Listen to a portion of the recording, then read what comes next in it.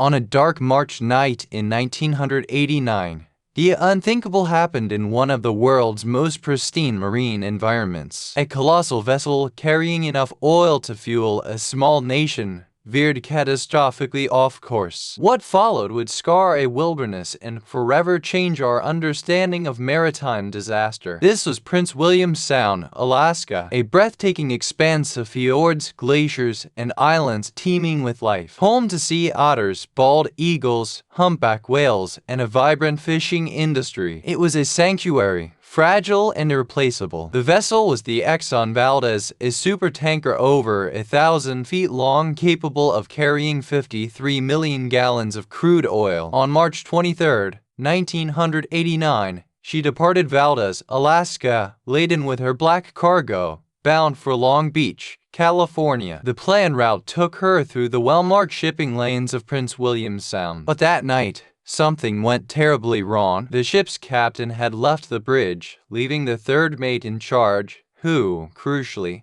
did not hold an unrestricted pilot's license for the Sound. To avoid icebergs, the tanker had been authorized to deviate from the standard shipping lane, but the return to the lane, a critical maneuver, was never made. The vessel was effectively lost in the darkness, heading straight for a deadly hazard. At 12:04 a.m. on March 24th, the Exxon Valdez ran aground on Blig Reef. The impact was catastrophic. 8 of her 11 cargo tanks were ruptured. A torrent of crude oil, thick and black, began to pour into the pristine waters. The initial spill was immense, 10.8 million gallons. Over the next few days, it spread, driven by winds and currents, across 1,300 miles of coastline. An oil slick larger than the state of Rhode Island began to consume the Sound. The immediate impact on wildlife was horrific. Thousands of sea otters, their fur matted with oil, froze to death. Hundreds of thousands of seabirds, unable to fly or feed, washed ashore, their vibrant plumage turned to a tarry black shroud. Killer whales, seals, and fish populations also suffered immensely. The delicate food web of Prince William Sound was poisoned from its base,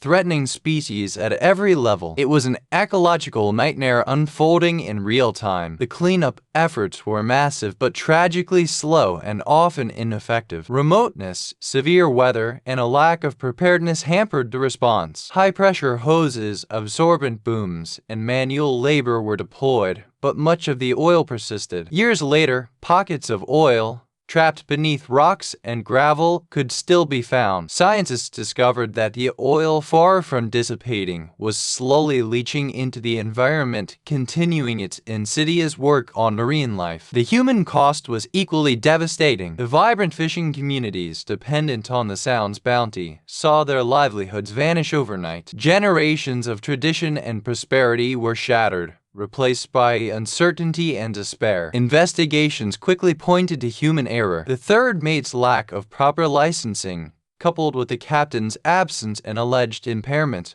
became central to the narrative. It wasn't just an accident, it was a failure of oversight and responsibility. The disaster sparked a fierce public outcry and led to significant legal battles. Exxon eventually paid billions in cleanup costs, fines, and settlements. But for many, the damage was irreparable, the trust broken beyond repair. The Exxon Valdez spill served as a stark, undeniable wake-up call. In 1990, the U.S. Congress passed the Oil Pollution Act OP 90, mandating double hulls for new tankers, improving spill response planning, and increasing liability for polluters. The Exxon Valdez herself was eventually repaired, renamed several times, and continued to sail for decades under different flags, a ghost of her former self, until she was finally scrapped in 2012. Her hull forever linked to infamy. Today, Prince William Sound is slowly recovering, but the scars remain. Some species, like the sea otters and certain bird populations, have rebounded. Others, like the herring, still struggle, a testament to the long shadow of the oil. The grounding of the Exxon Valdez stands as a haunting reminder of the devastating power of human error combined with the unforgiving vastness of the ocean. It's a story of loss, resilience, and the enduring vulnerability of even the most majestic wilderness. If the ocean's silent fury fascinates you, wait until you hear the tale of the Mary Celeste, adrift and abandoned, with no one aboard.